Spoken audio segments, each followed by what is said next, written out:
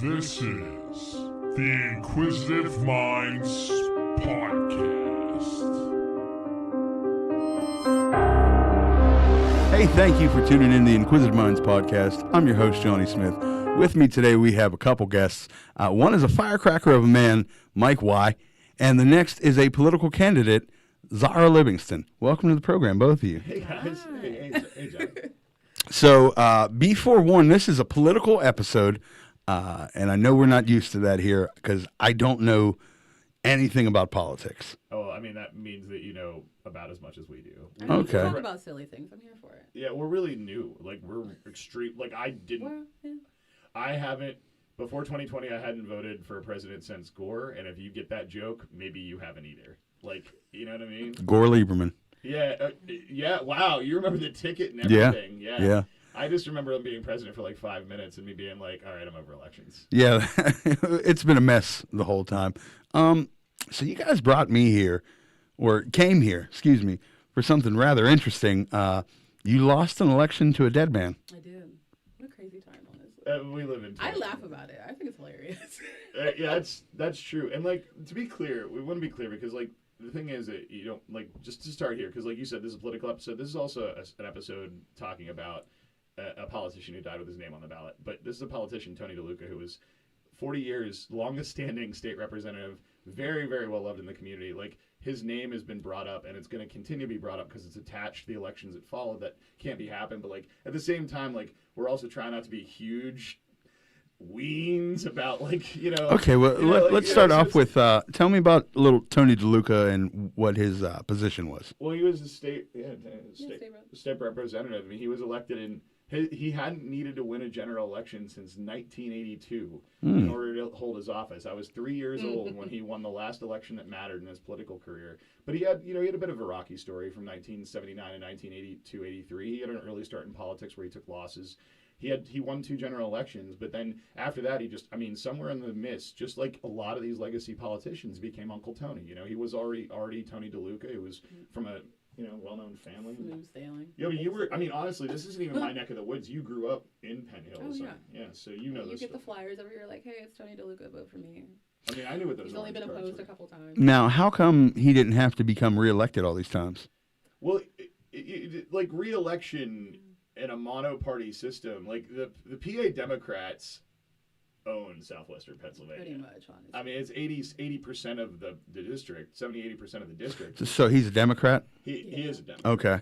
Yeah, but saying you're a Democrat in Penn Hills is almost like saying you live in Penn Hills. But I think, didn't he qualify himself as, like, conservative Democrat? I still don't understand what that means. I would say Union Democrat, like, you know, like I wouldn't even say, like, I'm not even saying, like, I don't, frankly, he was just a guy I met a couple times and realized that, like, we were in the habit of, you know, we had somebody who was older than Joe Biden, right, in office, and you could very clearly see the writing on the wall, but yet there seemed to be no transition plan, right? And in addition, like, the worst thing that could have happened did. He died with his name on the ballot, right? Like, the law, the default law, like, of course there's exceptions to everything, and there's even an instance in that election where, like, somebody removed from a ballot across. Yeah. But this one, the default law says, like, it's got to stay because the name, when he dies with his name on the mail-in ballot, right? It didn't have to stay. But like the real story actually happened, you know, kind of from that point, right? Like, an entire West Wing arc was made of them trying to intentionally get a dead man elected, and the thing that they said, I mean,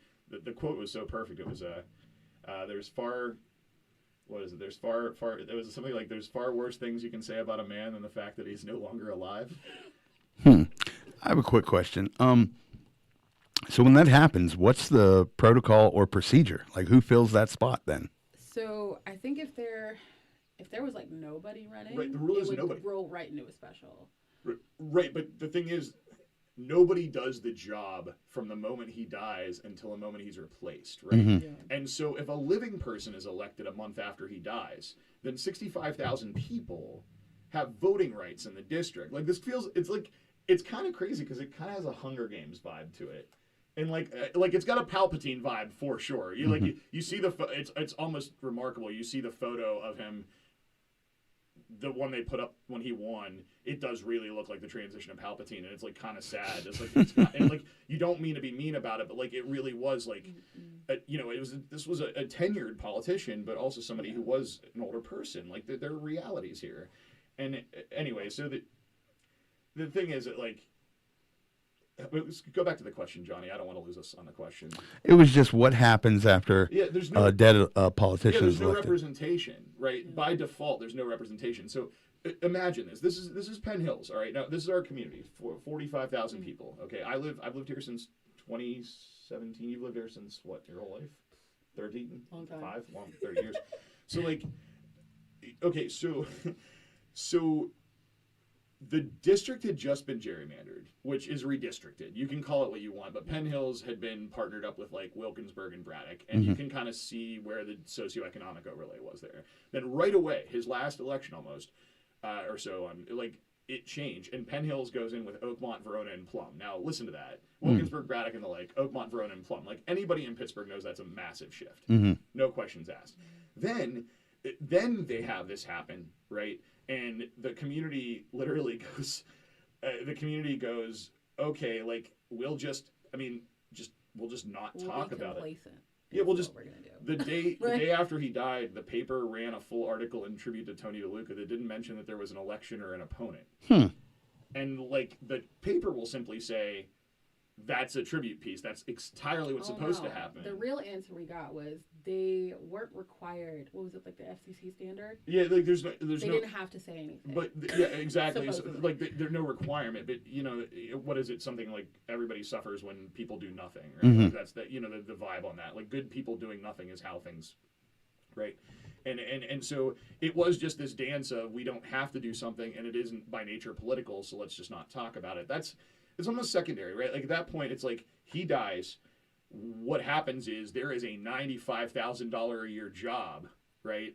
That is wide open, right? And so now we're talking about what people will do to get the job, right? Okay. Because the thing is that what happened to get the job actually cost the district voting rights on paper. 160 days during a national state of emergency, right?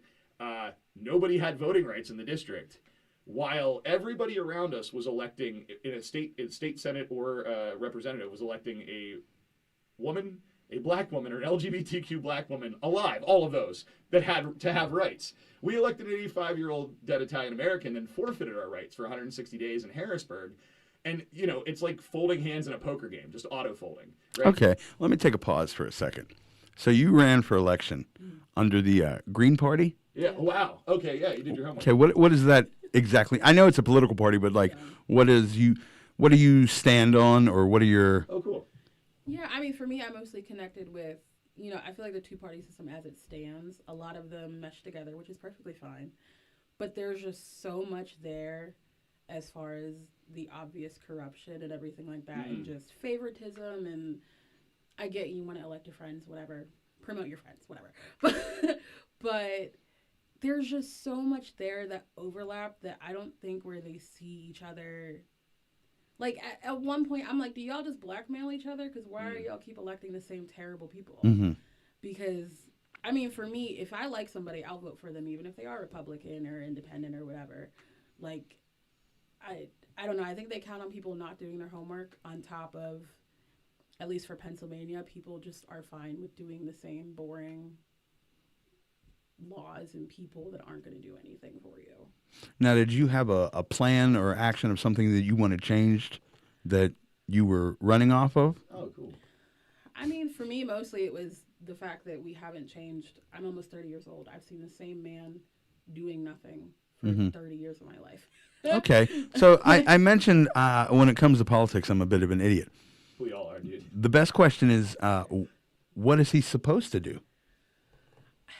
I mean, obviously, state reps have their place in what they can and cannot do, but I think.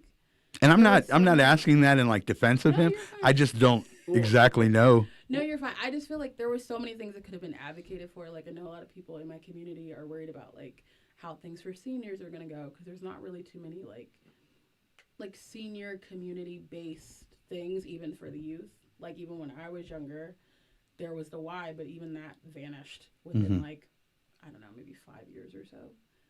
So there's like nowhere for anyone to like go or do anything. Like that's Yeah. bare bones.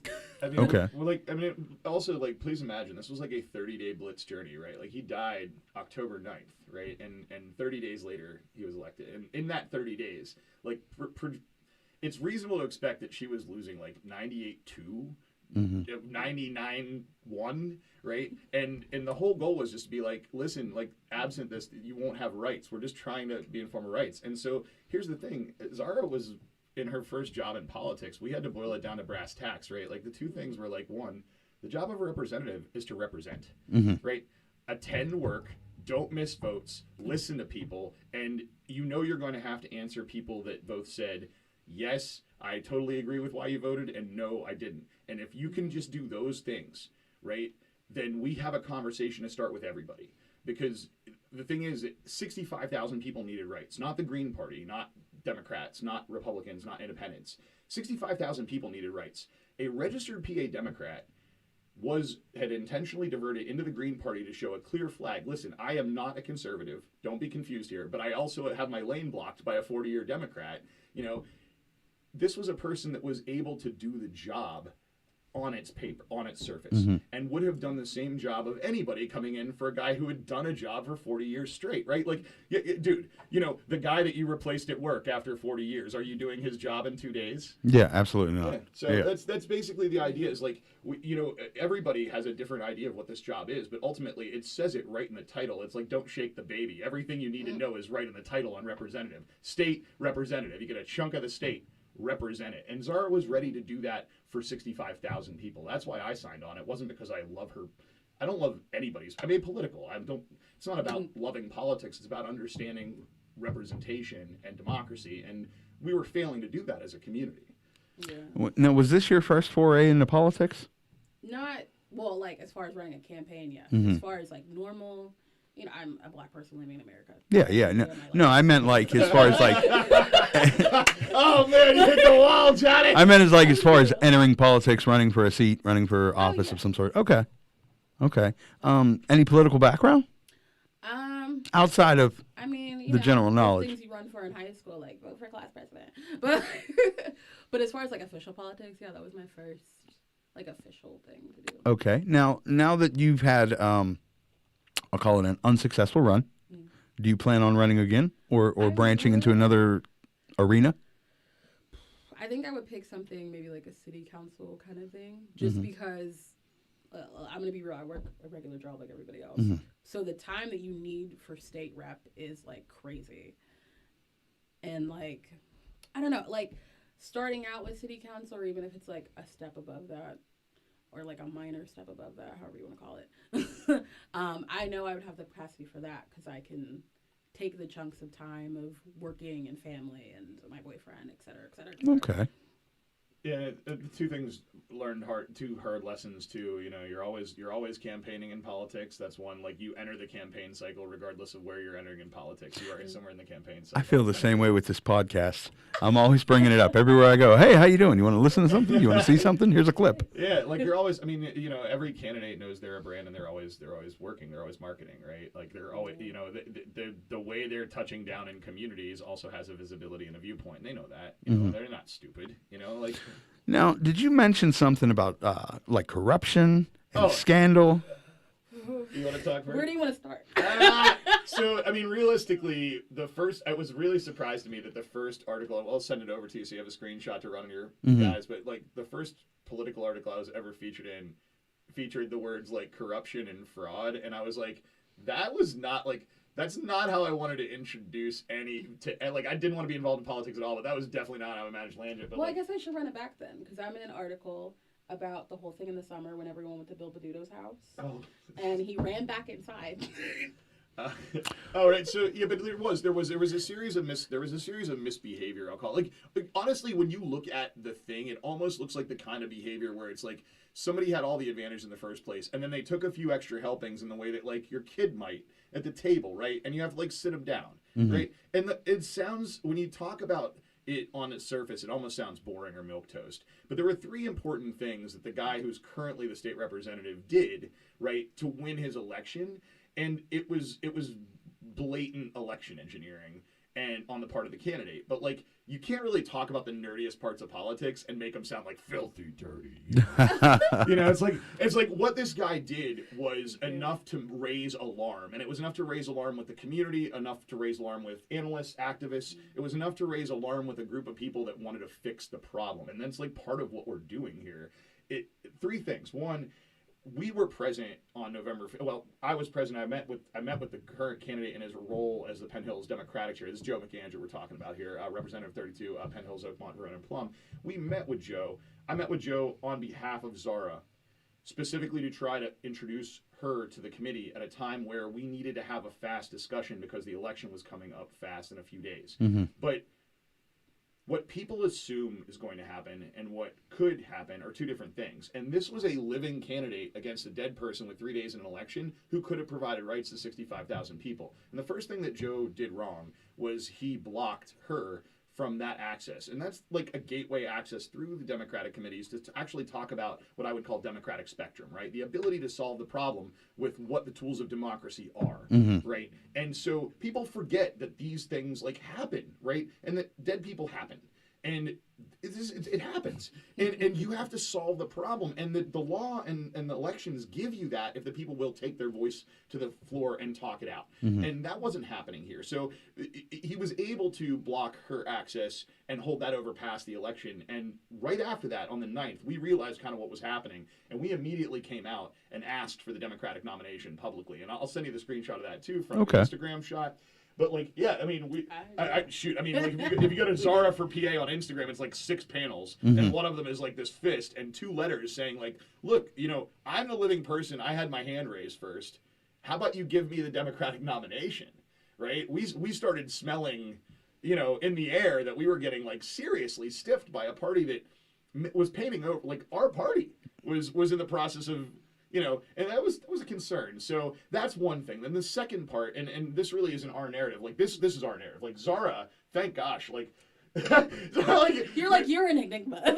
like everything Zarah, like Zarah is like a golden dart thrower, but like Joe brushed us off in a way that like Zarah and I both were like, so when can you meet? And so we have this nice, you know, text message I'll send you where like, you know, it's like, listen, dude, like we're trying to get you to meet here. Can we? And he's like, nah, not till after the election. We're like. Which is like, cool, I just want to talk. Not in that way, but like... So that's two. And like, the second part is that Joe, that wasn't the only position he had, right? And so again, we're talking about milquetoast. You know, you shouldn't do this in school. Bad. But he went over and he used a similar position to block other candidates. And that's actually...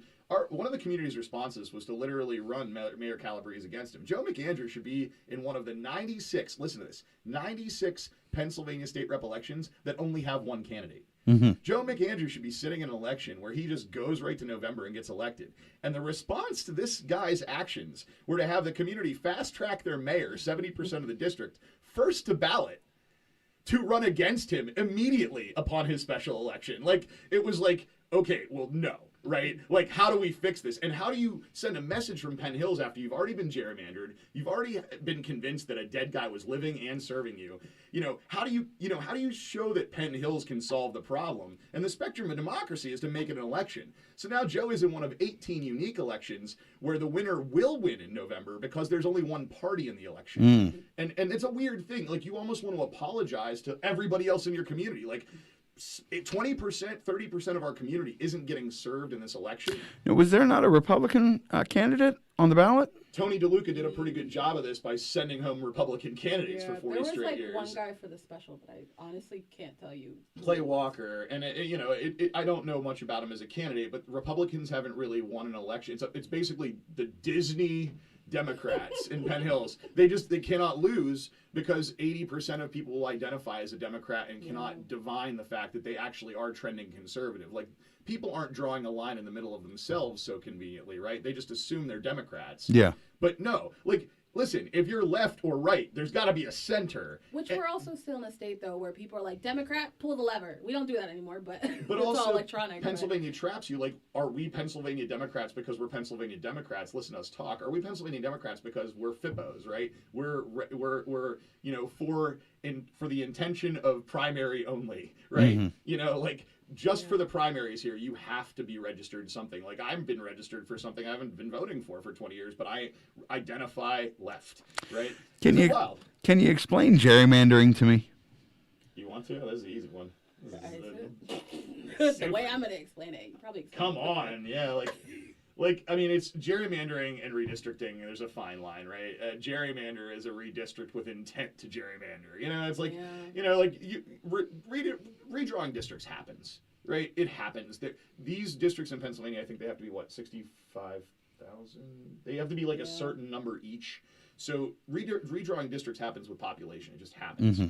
But redrawing districts is a political process. It is a government-driven process. It is a everybody who has money in the game process. And you can expect those districts to be drawn in ways that protect the communities. But it was definitely last time around, the way the deadline was pushed up, for one. And then on top of that, they were making the decision so quickly that even people in the Democratic Party were kind of like, hey, what are you doing? Mm-hmm.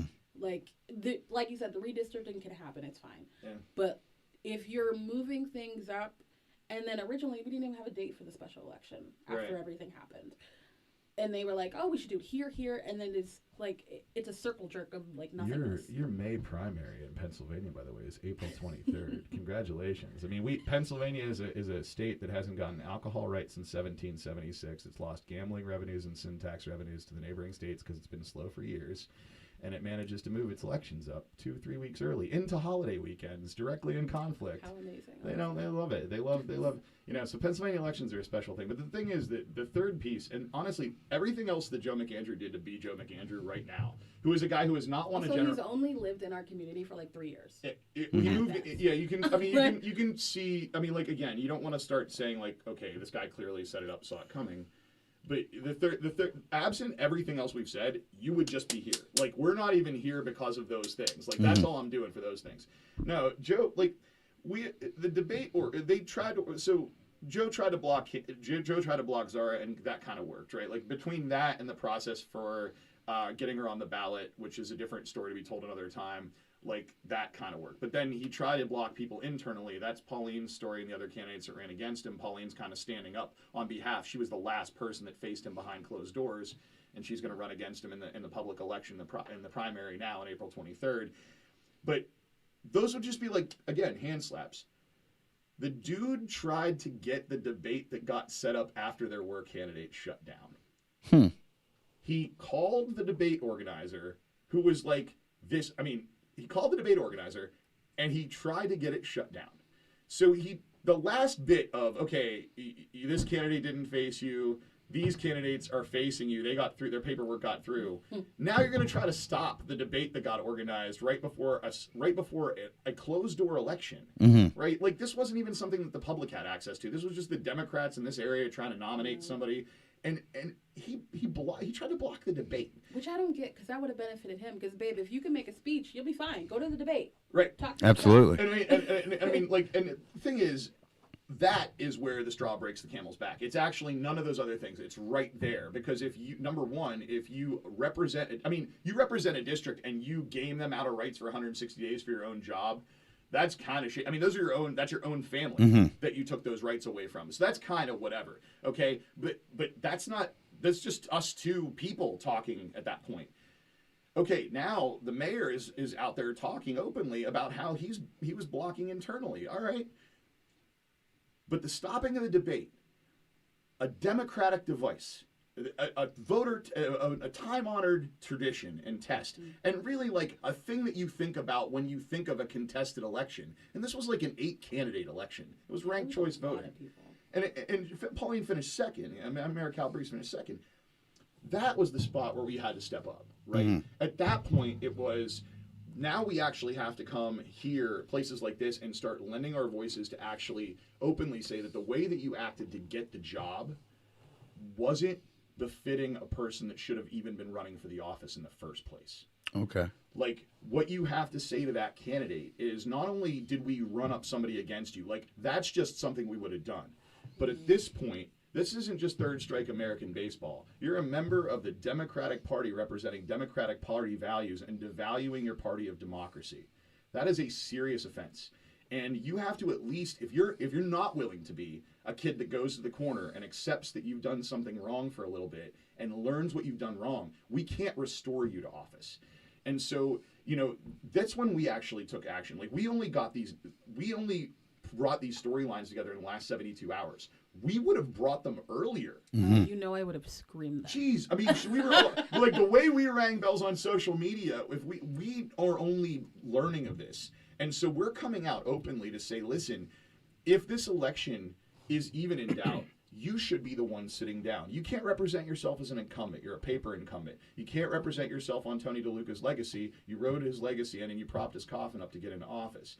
You have to acknowledge that the things that you didn't represent democracy fairly. And we have to ask you as a public to have you sit down and let our mayor, who's already representing 70% of the district, go forward to Harrisburg and speak for us.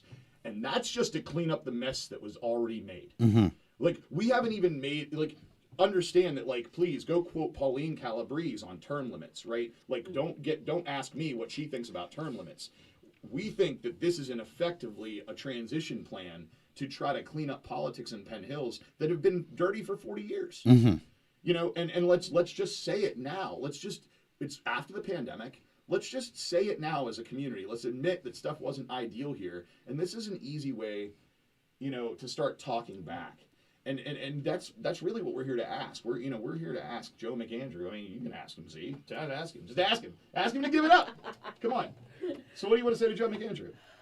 I mean, listen, if you can't win it fairly, it's time to do something else. Right. So, like, really, we're, candidly, like, a concession in an election is usually what a candidate, like we've asked, is it a withdrawal that we're asking for? Is it a concession? Is it a Dick LeBeau retirement? You know what I'm talking about, Johnny? Are we asking Joe McAndrew to be like, listen, we're gonna announce that this has been the shortest, most successful, state, special election career ever, and like the Titans are gonna sneak pick you up in a season. Yeah. You know what I mean? Like, this isn't that. Like, the point of a concession is this. It's as spiritual as it is a word people are used to. It's the word that people are used to hearing when the candidate comes out and he's like, listen, I just don't want to keep you up any longer. I want you to drink your misery for the next 3 hours, right? Like, I would love to hear Joe McAndrew come out without the outcome of this election remotely decided and say, look, as a member of the party, as a member of person that advocates for democracy, I understand what I've done wrong. But just in case, you can put it up. We'll put a little image. We started a change.org petition. Okay.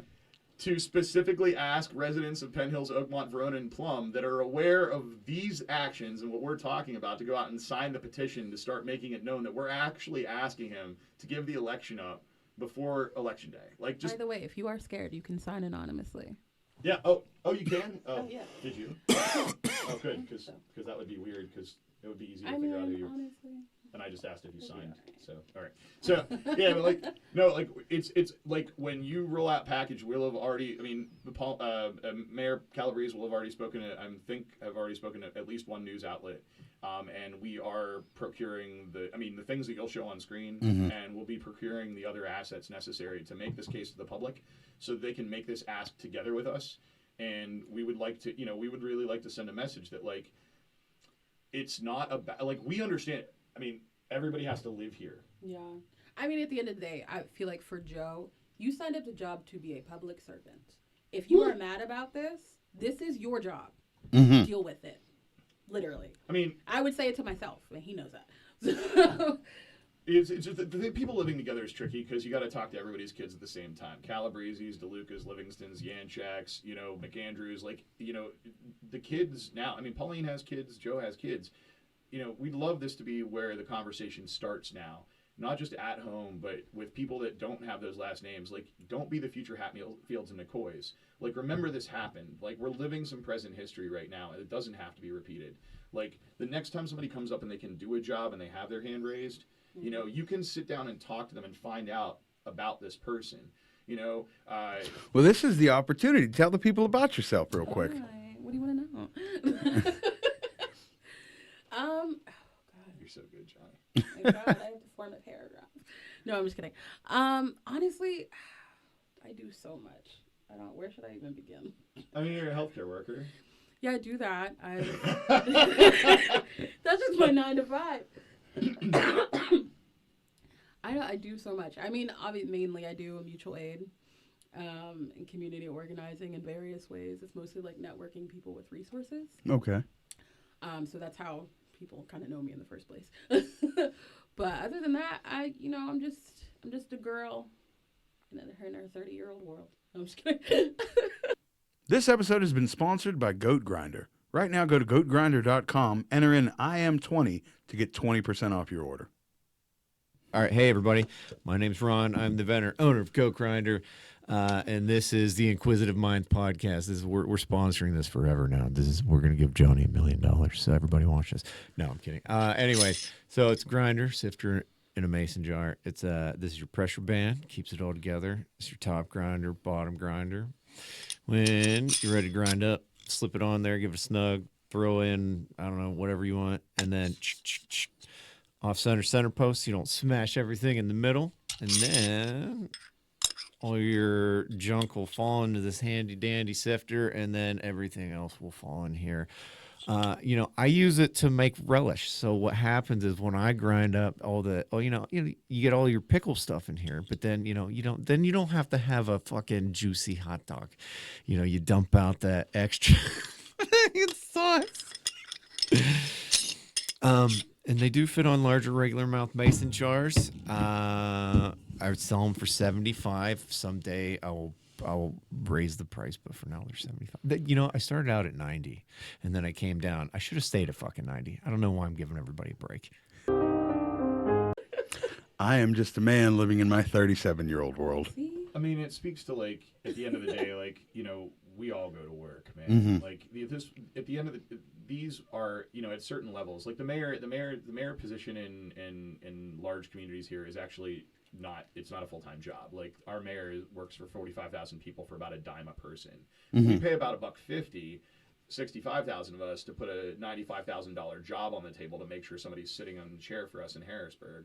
And it was a reasonable thing to ask.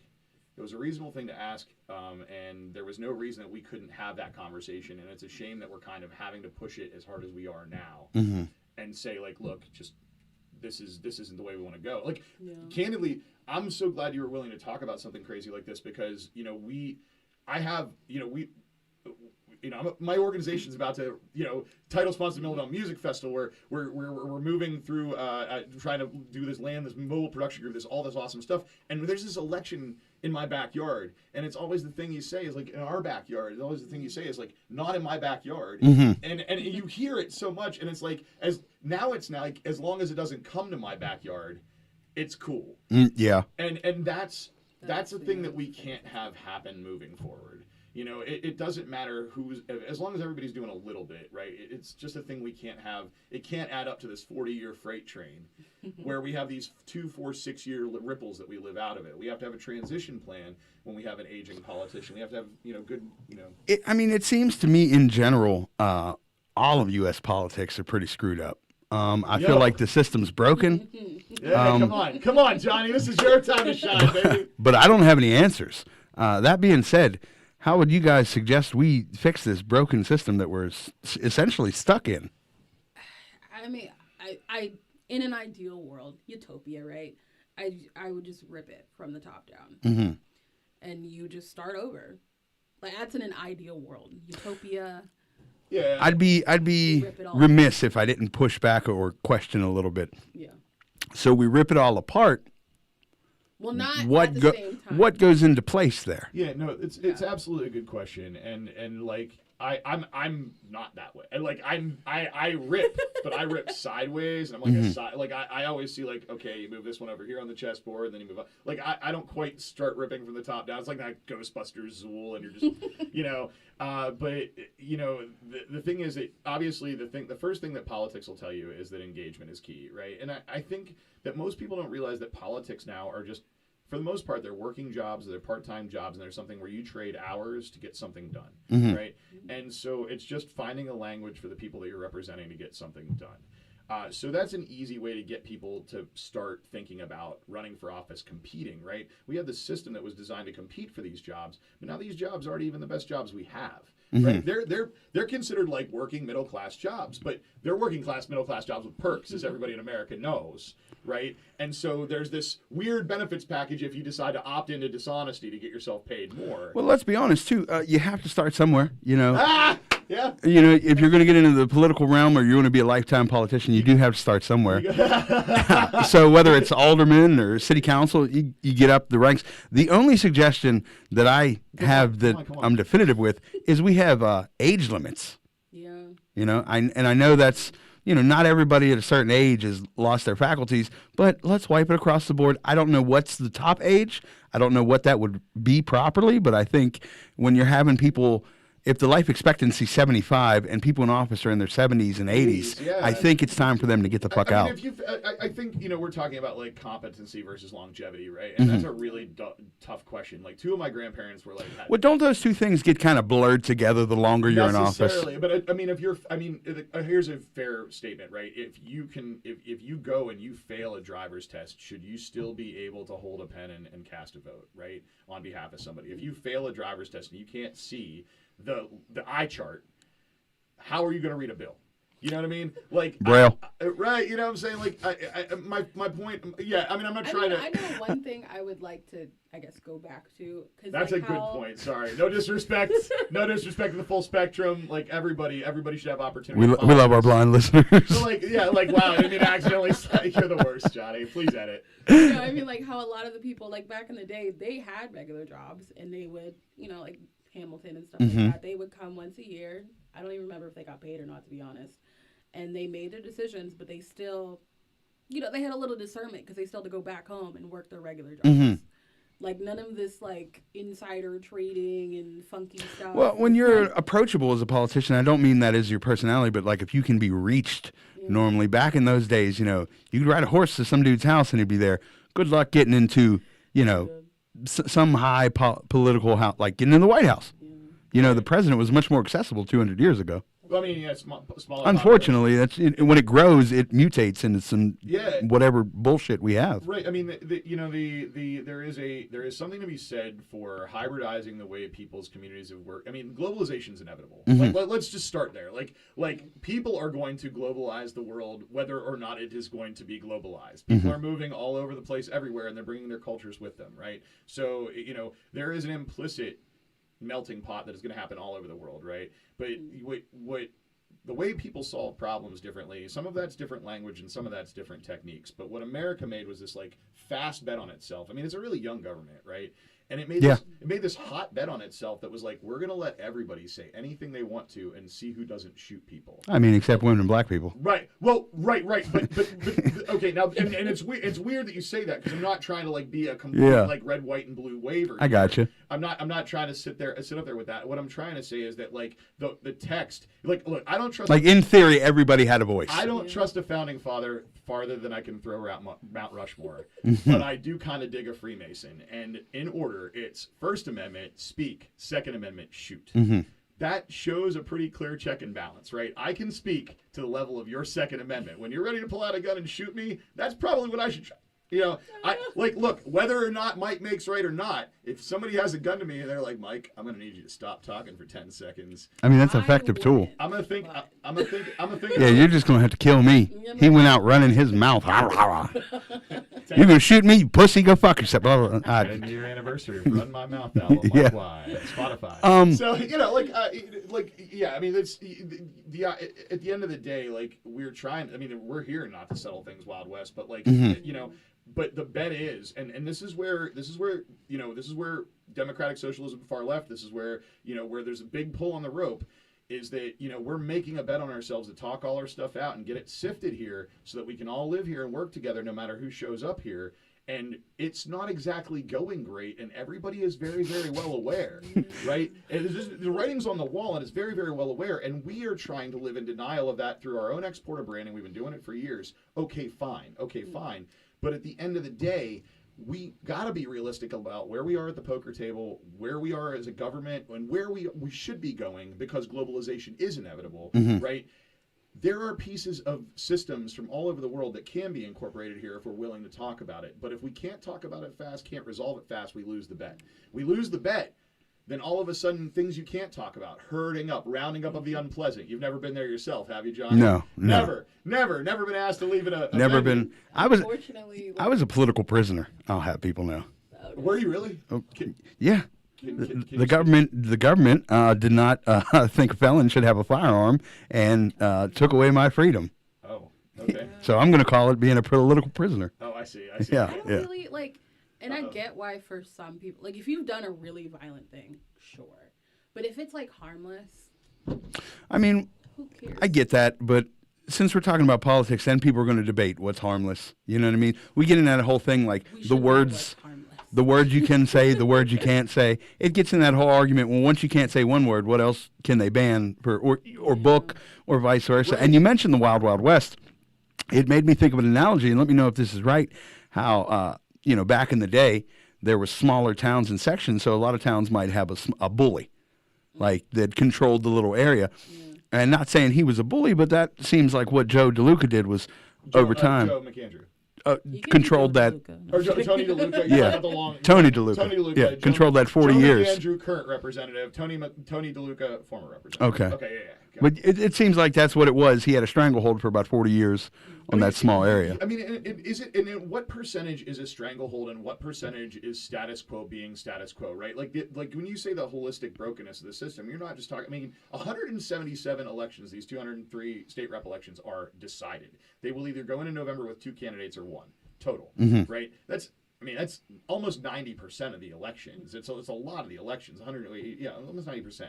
And then there's just these couple little groups. There's only 2 elections in Pennsylvania that look like the Final Four, right? Where you got like multiple candidates, like just like you'd imagine an election, right? Like everybody imagines an election exactly the way these two elections are. It's just like the Final Four, right? You got 2 parties. I'm not saying that that's right or wrong. I'm just saying that's the imagination. You got the 2 parties, and you got multiple candidates duking it out in May, and then you got multiple candidates duking it out in November. 2 elections out of 203 state representative elections are going to go like that. 201 are going to go some other weird way. And is that good or bad? I don't know, but it is, right? It is. And it should be telling us something in data about our system to just be walking people into state jobs. Like we have 95 people I've never met. Like I've never met 95 people that are going to be state reps in November.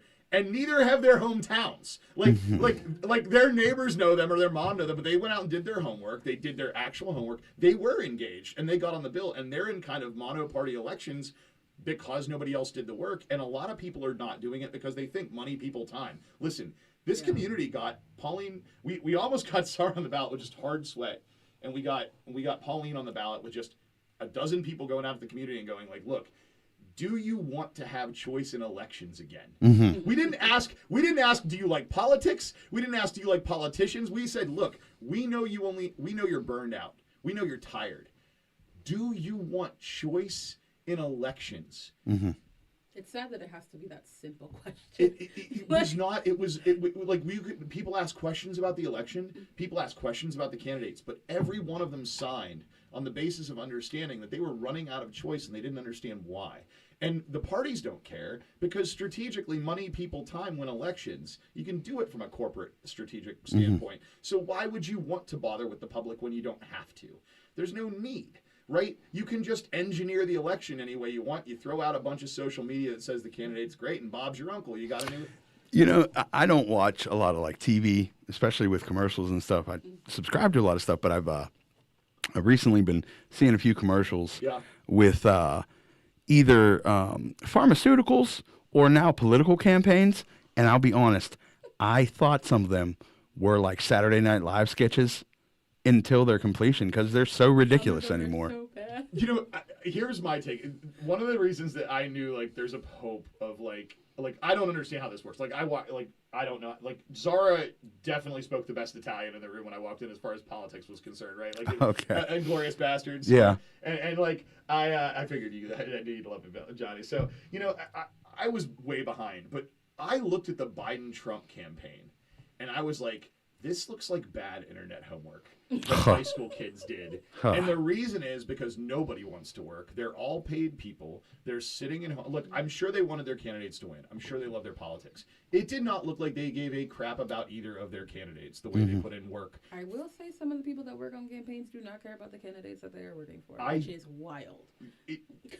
I mean, it's paycheck players market, and if you're good at what you do, somebody will pay very top dollar to get you to do the thing. You know? Absolutely. I always thought like campaign managers and things of that nature, and maybe I'm saying the wrong words, but like we're like headhunted. You know, the best person at the job, they will work for the right paycheck, whether it's Democrat or Republican or what have you. You get way less chairs thrown at you than professional wrestling if you're a campaign manager. You know what I mean? Like if you're a wrestling manager, you might take a chair. Campaign manager, you got a Secret Service agent if you get a really high-paying one. You know. That's true. WWF wants you to get hit when you're the most high-paying manager.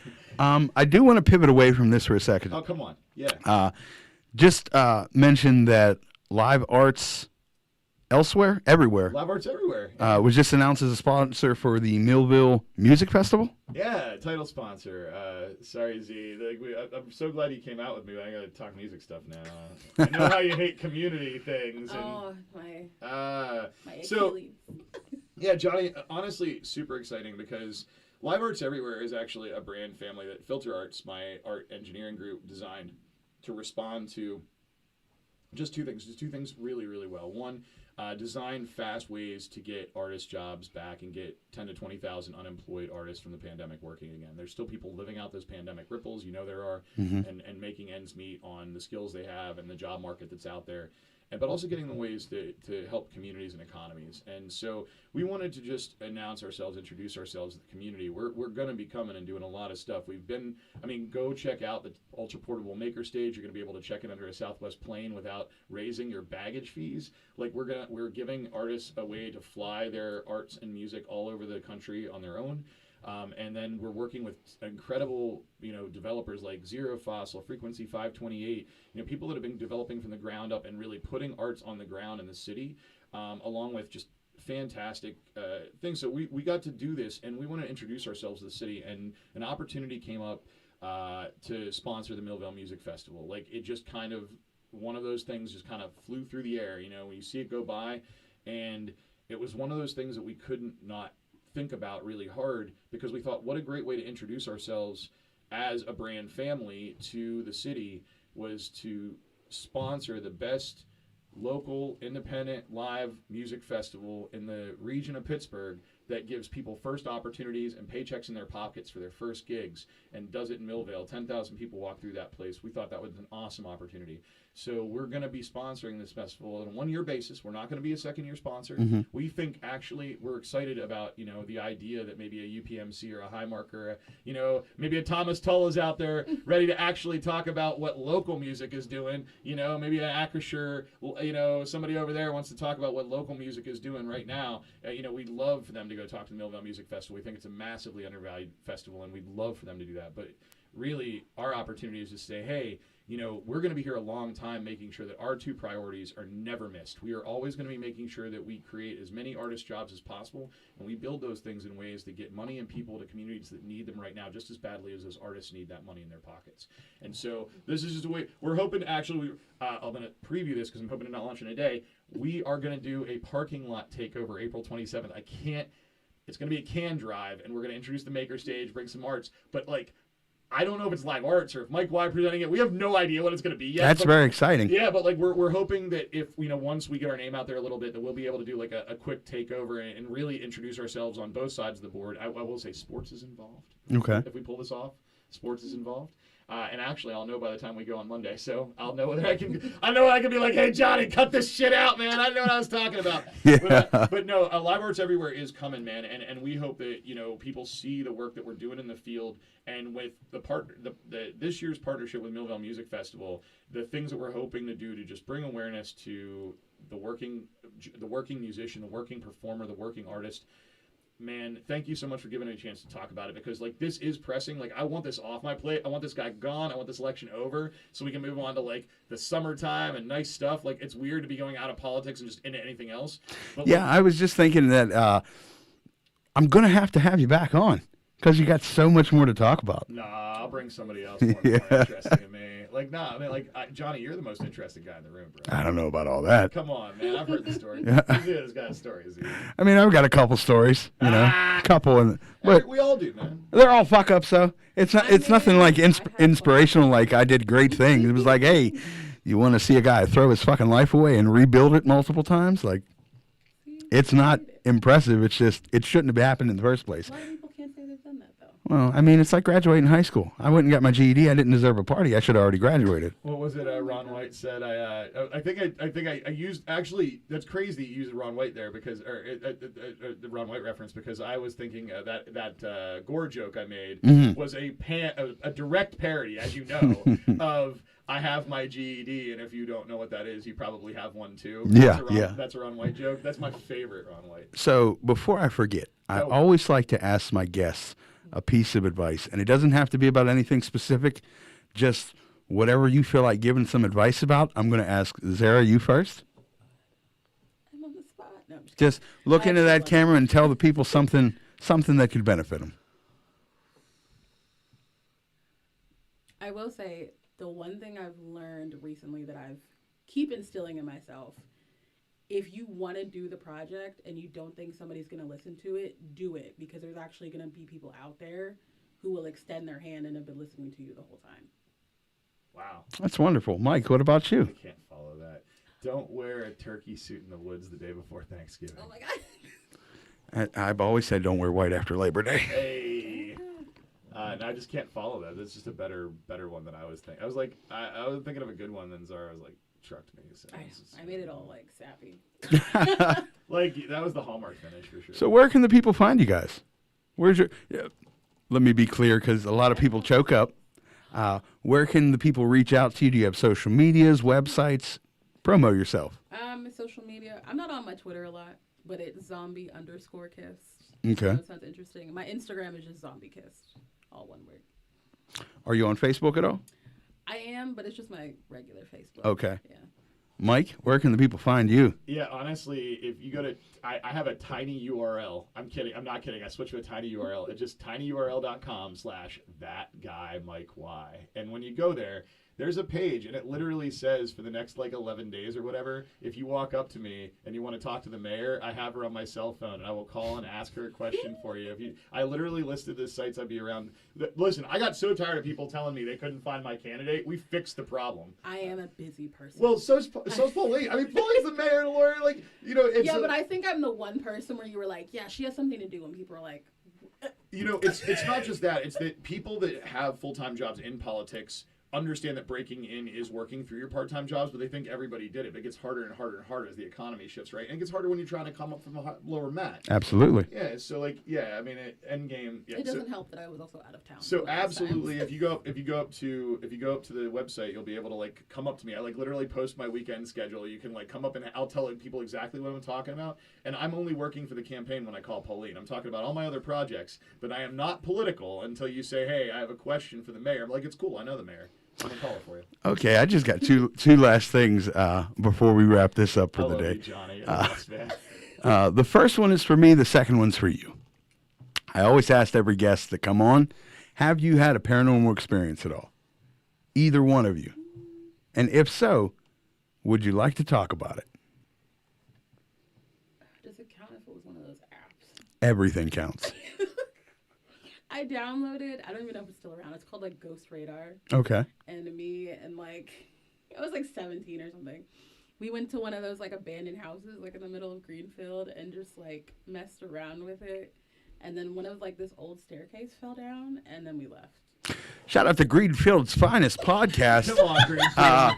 Mike and all the guys over there doing fucking wonderful. Give them a listen, available on all streaming services.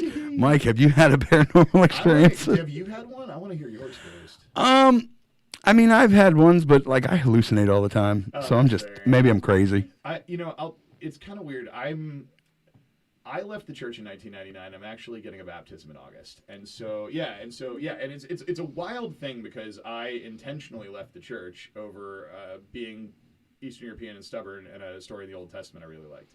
And yeah, like for those reasons, I left the church. I had a fight with my priest. I thought I was right. I still think I'm right. He's dead, so presumably I either won or I'll find out later. Coincidentally, he was just elected to the archdiocese. Check him out, dead reverend. Hey, at least he's not touching any kids. Whoa. All right.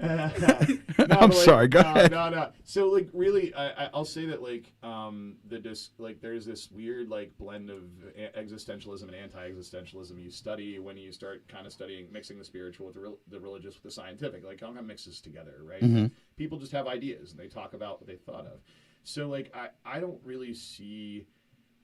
I have a hard time divining what parts of my life were spiritual and what parts of my life were just me like thinking myself into a coma, you know? And so I don't want to take guesses about what I ever saw or felt, but like Blair Witch Project almost made me pee myself when I was 18. Are you serious? Oh man. My friends had the decency to try to my friends created a culture of thought around me, like good human beings, that the whole thing was real, and they sold it on me deep state before I went in, and I was like shaking when I came out. But like, no, I'm not saying that ghosts are real, man, but like I am. I'll say it. Oh yeah? I'll say it, but then I'm going to come down hard because the Blair Witch Project is in my top 5 worst movies of all time. And Look, I was so excited to see that stupid movie. And when it came out, I remember I had a video cassette. That'll age me.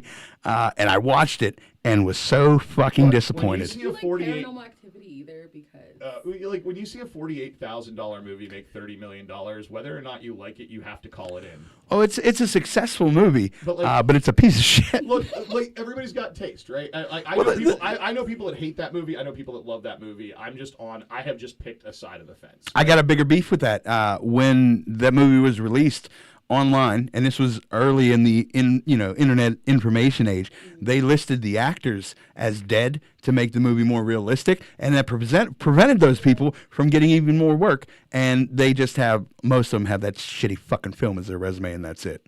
Because the studio said, "Oh, those people, they're actually dead. They're not alive anymore." To actually pull full circle, we met at Penn Hill Cinemas, and there was this guy that came in all the time, and he said, "Listen, I think that critics should have to write, produce, direct, star, and act in their own movies before they write another page of criticism." And I got to be honest with you, the guy also had a killer slushy Dr. Pepper combo. Like, that guy had wisdom. You know what I mean? He was just a dude. He would walk in and be like, I watch every movie, and I that's kind of, to me, they all have information, and they all have like a scene you can't get away from, or some little tidbit that you didn't think of before. There's this metaphysical way to explain an idea that you didn't know sitting in a movie somewhere, and maybe like it's a gift, right? And it's just waiting to inform you of something. But like, if you can grab a moment, like, look, Nobody Puts Baby in the Corner and the end of the Blair Witch Project are kind of the same movie. You know what I mean? And like, because, and there's a Swayze joke in there. So the listeners know that I was raised by women, and part of that is some interesting after effects, and one of them is that I absolutely love the movie Dirty Dancing, and we will not have you besmirch that movie on here. Isn't it funny how all of a sudden you're ready to put up a fight while I was getting Blair Witch Project boot stomped? Fuck Blair Witch Project, but I think I just put Swayze in a corner, bro. Roadhouse. Didn't they remake Original. that or something? Apparently, there's a remake out. I haven't seen it yet. Conor McGregor, Jake Gyllenhaal's in it, from what I understand. So, guys, we're going to end up here, but final thoughts, if you got one last message or something you want to say to the people to hear, now's your chance. Do the damn thing. Calabrese for peace in 32, and we're ready to accept your resignation, Mr. McAndrew, at your leisure. We're ready to accept it. We really are. That being said, the link to the petition will be in the episode description, guys. This was a very fascinating episode. Thank you so much for coming on. Mike, definitely got to get you back on. My guy. We just cracked the beginning of this fella. Dude, we're going to get Z. Can we get Honestly, Z back in? Absolutely. I promise I'm more talkative. I promise. Well, Absolutely. We got to get you in for like one of the big things you're doing in like community stuff. Like, come on. Like, I'll even do it about movies. I miss doing little reviews. My little defunct blog was like reviews and stuff. Well, thank you guys for coming on. Thanks. And as always, thanks for listening.